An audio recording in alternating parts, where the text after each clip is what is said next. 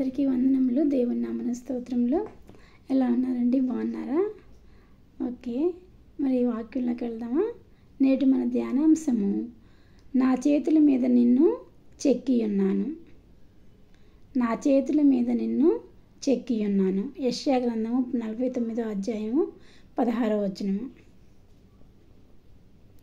చూడుము, నా అరచేతుల మీదనే నిన్ను చెక్కి ఉన్నాను. చూడుము, నా అరచేతుల మీద నిన్ను చెక్కి ఉన్నాను. నీ ప్రాకారములు నిత్యము నా ఎదుటనున్నవి. నీ ప్రాకారములో నిత్యము నా ఎదుటనున్నవి అంటే యేసయ్య నిత్యం మనల్ని చూస్తూ ఉన్నాడు. మనల్ని ఎంత అద్భుతం అండి! ఇది ఎంత అద్భుతమో! దేవుడు మనల్ని తన అరచేతులలో చిత్రంలాగా చెక్కుకున్నారు. తన అరచేతుల్లో మనల్ని తన ఒక చిత్రంలాగా మనల్ని చెక్కుని ఉన్నారు. మనం ఎల్లవేళ్ళ ఇక్కడ నీ ప్రాకారములు నిత్యము నా ఎదుటనున్నవి. మీరు ఎల్లవేళ్ళ ఆయన కన్నుల ఎదుట ఉన్నారు. దేవుడు ఎల్లప్పుడూ మనల్ని జ్ఞాపకం చేసుకుంటారు. దేవుడు ఎల్లప్పుడూ మనల్ని జ్ఞాపకం చేసుకుంటారు. మీరు ఎల్లవేళ్ళ దేవుని యొక్క సన్నిధిలో ఉన్నారు. ఆయన కన్నుల ఎదుట మీరు ఉన్నారు. ఎల్లప్పుడూ మీరు ఆయన చేతులలో ఉండాలి అని అనుకుంటున్నారా? ఎల్లప్పుడూ మనం ప్రతి ఒక్కళ్ళు అనుకుంటారు కదా, ఎల్లప్పుడూ నేను దేవుని చేతిలో ఉండాలి అని కదా. పరమగీతంలో షోలమితి అంటుంది, నీ హృదయం మీద నన్ను నామాక్షరముగా నుంచుము. ఎవరి హృదయం మీద? యేసయ్య హృదయం మీద నన్ను నామాక్షరముగా ఉంచమంటుంది. అది ఎంత ధన్యత అండి! అసలు యేసయ్య హృదయంలో నామాక్షరంగా ఉంటే ఇక మనకి దిగులు లేదు, చింత లేదు. ఈ లోకంలో ఏమీ శ్రమలు ఉండవు, శోధనలు ఉండవు, ఏమి ఉండవు మనకి. ఇంకా ఏమంటుందంటే, నీ భుజమునకు నామాక్షరముగా నుంచుము. నీ హృదయంలో నన్ను నామాక్షరముగా ఉంచుము, నీ భుజముకు నన్ను నామాక్షరముగా ఉంచుము అని షోలమ్మతి ప్రభు అయిన యేసుని కోరుకుంటుంది. ఎంత అద్భుతంగా కోరుకుంటుంది! అలాగే మనం కూడా కోరుకుందామండి. మనం కూడా యేసయ్య హృదయం మీద నామాక్షరంగా ఉండాలి మన పేరు. యేసయ్య భుజం మీద నామాక్షరంగా ఉండాలి మన పేరు. మీరు ఇప్పుడే కదా అనుకున్నారు, ఎల్లప్పుడూ మనం ఆయన చేతుల్లో ఉండాలి అనుకుంటున్నామని. సో ఎల్లప్పుడూ మనం ఆయన చేతుల్లో ఉండాలి అంటే ఆయన హృదయంలో నామాక్షరంగా మన పేరు లిఖించబడాలి. లిఖించబడిన తర్వాత దాన్ని ఎవరు కూడా తుడపలేరండి. దేవుని ప్రేమ దేవుడు ప్రేమతో నిండి ఉన్నారు. యేసయ్య ప్రేమతో నిండి ఉన్నవాడు. యేసయ్య అంటే మనకి ప్రేమమయుడు, దయామయుడు, ప్రేమమయుడు, కరుణామయుడు. ఆయనకు పేర్లు ఎన్నో పేర్లు ఉన్నాయి. ఆయన తను గుర్తిరిగిన వారి పట్ల మన ఎడల కలిగిన ప్రేమను గుర్తు చేసుకుంటకు తన అరచేతుల్లో శీలలు గుర్తులు ఉన్నాయి. శీలలు మేకులు కొట్టారు కదా తన అరచేతుల్లో. ఆ అరచేతుల్లో మేకులే ఆయనకు మన ఎడల ఉన్న ప్రేమని తెలియజేస్తుంది. మన ఎడల కలిగిన ప్రేమని ఆయన అరచేతుల్లో ఉన్న శీలల గుర్తులే మనకి తెలియజేస్తున్నాయి. మన మీద ఎంత ప్రేమ లేకపోతే ఆయన ప్రాణమును సిలువలో త్యాగం చేశారండి. ఆయనకి ఎంత ప్రేమో చెప్పలేము. యేసయ్యకి మనం అంటే చాలా ప్రేమ. మనము ప్రతి క్షణము ఆయన కన్నుల ఎదుట ఉన్నాము. దేవుని ఎల్లప్పుడూ మనం జ్ఞాపకం చేసుకుంటున్నాడు. యేసయ్య మనల్ని ఎప్పుడు కూడా జ్ఞాపకం చేసుకుంటున్నాడు. ఆయన అరచేతుల్లో చెక్కబడిన మన పేరుని ఎవ్వరూ తుడిపివేయలేరండి. ఆయన అరచేతుల్లో నేను చెక్కి ఉన్నాను అని చెప్తున్నారు కదా. చూడుము, నా అరచేతుల మీదనే నేను చెక్కి ఉన్నాను. నీ ప్రాకారములు నిత్యము నా ఎదుటనున్నవి. నీ ప్రాకారములు నిత్యము నా ఎదుటనున్నవి. నా అరచేతుల్లో నేను చెక్కి ఉన్నాను. ఆయన చెక్కున్నాడు అరచేతుల్లో మనల్ని.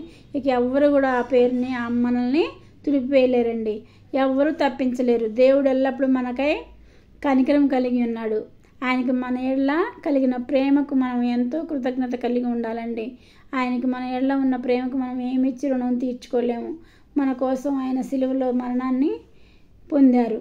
రక్తం అంతయు కార్చారు, నీరు వరకు కార్చారు. అంత కరుణామయుడు ఆయనకి మనం అంటే అంత ప్రేమ. దేవుడు తన బిడ్డలను జ్ఞాపకం చేసుకున్నప్పుడు మనల్ని ఆశీర్వదిస్తాడు. ఎప్పుడైతే యేసయ్య మనల్ని జ్ఞాపకం చేసుకుంటారో అప్పుడు ఆశీర్వదిస్తారు. యేసయ్య తన బిడ్డలను ఎప్పుడు జ్ఞాపకం చేసుకుంటారండి. ఎప్పుడు జ్ఞాపకం చేసుకున్నారంటే మనల్ని ఎప్పుడు జ్ఞాపకం చేసుకున్నప్పుడల్లా మనల్ని ఆశీర్వదిస్తారు. చూడండి, మన పిల్లల్ని మనకి పుట్టిన పిల్లలు ఉంటారు కదండి, ఆడపిల్లలైనా మగ పిల్లలైనా, వాళ్ళకి యుక్త వయసు వచ్చినప్పుడు వివాహం చేయాలనుకుంటాం కదా. మనం వివాహం చేయాలనుకున్నప్పుడు వాళ్ళని ప్రత్యేకంగా చూస్తాము, చాలా ఘనంగా చూస్తాము. వాళ్ళకి వివాహం చాలా ఘనంగా చేయాలని చాలా ఉన్నతంగా ఘనంగా చేస్తాం మనం వాళ్ళ పెళ్ళి కదా.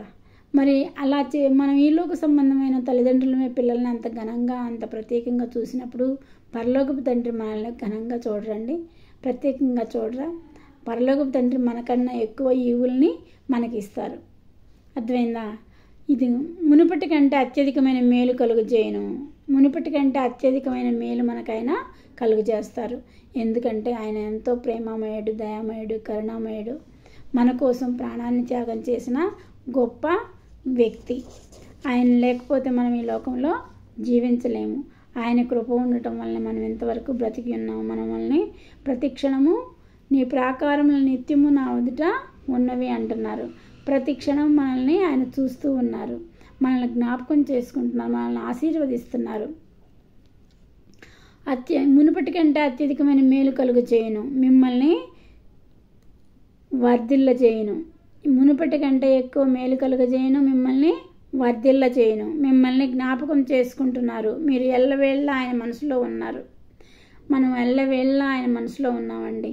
మీరు, నేను, మనము అందరం ఆయన మనసులో ఎల్లవేళలా ఉన్నాం. మనం ప్రతి క్షణం ఆయన మనల్ని జ్ఞాపకం చేసుకుంటున్నారు. కాబట్టి మనం ఏం చేయాలి? బలిపీఠం యొద్దకు వచ్చి ప్రార్థన చేయాలి. మనకేం అవసరమో బలిపీఠం యొద్ద దగ్గరికి వచ్చి మనం ప్రార్థన చేయాలండి. మన అవసరాలను అడగవలను. బలిపీఠం దగ్గరికి వెళ్ళి మన అవసరాలను అడగవలను. ఆయన మనల్ని తన అరచేతుల్లో చెక్కి ఉన్నారు. ఎక్కడ చెక్కున్నారు? మన అరచేతుల్లో. ఆయన అరచేతుల్లో చెక్కున్నారు. మన ప్రాకారంలో ఆయన ఎదుట నిత్యము నిలుచును. మన ప్రాకారంలో ఆయన ఎదుట నిత్యము నిలుచును. కాబట్టి మనం ఎప్పుడు కూడా సంతోషంగా సమాధానంగా ఉండటమే ఆయనకి కావాల్సింది. లోక సంబంధమైన మనమే మన పిల్లల్ని సంతోషంగా చూడాలని ఎన్నో ఈవుల్ని వాళ్ళకి ఇస్తున్నాం కదండి. మరి అలాంటిది మన పరలోకపు తండ్రి మనకి ఎంత ఎక్కువ ఇస్తారు. మనం ఈ లోకంలో మన పిల్లవాడు గుడ్డును అడిగితే తేలినిస్తామా? చేపను అడిగితే పామునిస్తామా? ఇవ్వం కదా. చేపను అడిగితే చేపనే ఇస్తాం. కానీ మన పరలోకపు తండ్రి మనం అడిగి వాటికంటే ఊహించే వాటికంటే అత్యధికమైన మేళ్ళు చేసే తండ్రి మన తండ్రి. కాబట్టి అంత ఉన్నతమైన ప్రభు అయిన యేసు మనకి దేవుడిగా కలిగి ఉన్న మనము ఎంతో ధన్యులమే. ఆయన మనల్ని తన అరచేతుల మీద చెక్కి ఉన్నారు. ఇది ఎంత అద్భుతమైన దేవుడే మనల్ని తన అరచేతుల్లో చిత్రంలాగా చెక్కుకొని ఉన్నారు. మనం ఎంత అదృష్టవంతులం అన్నమాట. ఆయన అరచేతుల్లో చెక్కుకొని ఉన్నారని చెప్పుకోవడానికి నిదర్శనము ఆయన చేతుల్లో శీలలు మేకులు కొట్టి ఉన్నారు. ఆ గుర్తులే మన యొక్క అరచేతిలో మనల్ని చెక్కుకున్నారని తెలియజేస్తున్నాయి. కాబట్టి ఈ చిన్న వాక్యము ముగిస్తున్నాను. నా వాక్యం మీరు ప్రతిరోజు వినాలి అనుకున్నట్లయితే సబ్స్క్రైబ్ చేసుకోనండి, మీకు నోటిఫికేషన్ వస్తుంది. చిన్న ప్రార్థన చేసుకుందాం. సర్వశక్తి మిక్కిలి కృపగలిగిన ఘనమైన యేసురాజా, మీ పాదములకు స్తుతులు స్తోత్రములు తండ్రి. అయ్యా, మీరు ఇచ్చిన వాక్యం కైవందనములు స్తుతులు స్తోత్రములు ప్రభువా. అయ్యా, మీరు అరచేతుల్లో మమ్మల్ని చెక్కుని ఉన్నారు ప్రభువా. అయ్యా, మీరెంత గొప్ప దేవుడు ప్రభువా. మీకు వందనాలు నాయన, మీకు స్తోత్రాలు నాయన.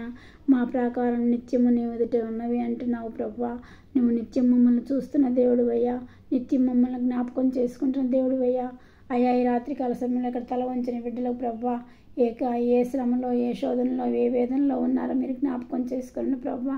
వారిని బలిపీఠం దగ్గరకు వచ్చి నాయన ఏమిని మొరపెట్టుచున్నారో వారి మొరలు ఆలకించండి ప్రభువా. వారి మొరలు ఆలకించి వారికి ప్రతిఫలం అనుగ్రహించండి ప్రభువా. అయ్యా, నువ్వు ప్రేమమయుడివి, దయామయుడివి, కరుణామయుడు ప్రభువా. నువ్వు కనికరం కలిగిన దేవుడు అయ్యా, మాపై కనికరం చూపుచున్నావు తండ్రి. నీ కనికరంకు ప్రభు మేము ఏమి ఇచ్చి రుణం తీర్చుకోగలం ప్రభు. మేము కృతజ్ఞతాస్తుతులు చెల్లించి మాత్రమే చేయగలం ప్రభు. మేము ఏమి ఇచ్చి రుణం తీర్చుకోలేము ప్రభు. అయా, మా జీవాఫలమును మీకు సమర్పిస్తున్నాం తండ్రి. నీకు వందనాలు స్తుతులు స్తోత్రములు ప్రభు. అయ్యా, ఇప్పటి వరకు చేసిన ప్రార్థన ప్రభు మీ పాదసన్నిధి చేర్చుకుని ప్రతి ఒక్కరి అవసరాలను తీర్చమని మా ప్రభును ప్రియకుమారుడైన యేసుక్రీస్తు నామమున అడుగుచున్నాను తండ్రి. ఆమేన్.